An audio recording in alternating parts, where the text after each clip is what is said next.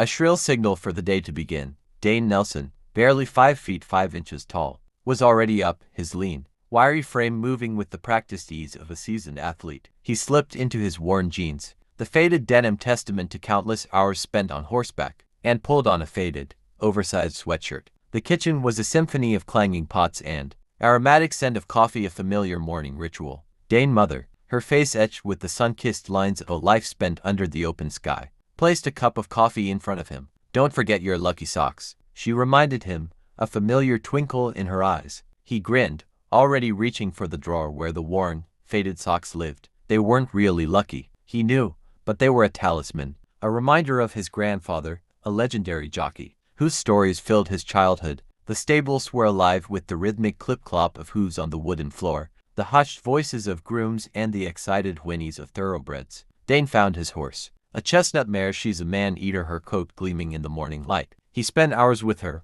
brushing her sleek flanks, talking to her in soft, calming tones. They were partners, two souls connected by a love for the thrill of the race. He felt her strength, her power. The track, a kaleidoscope of colors and noise, was a world apart from the quiet of the stables. The roar of the crowd, the smell of freshly cut grass, the tension in the air, it was all intoxicating. As he mounted, she's a man-eater, felt her powerful muscles tense beneath him, he knew he was home. The race was a blur of adrenaline, a whirlwind of speed and strategy. Dane, a shadow on she's a man-eater back, felt the rush of wind, the pounding of hooves, the taste of victory on his tongue. The crowd's roar was deafening, their cheers a testament to the skill and determination of both horse and rider. But life as a jockey wasn't just about the glory of victory. It was a life lived on the edge, where the thrill of the race was always accompanied by the risk of injury. He knew the dangers, the falls, the broken bow, fear of the unknown, but he also knew the beauty of the bond with his horse,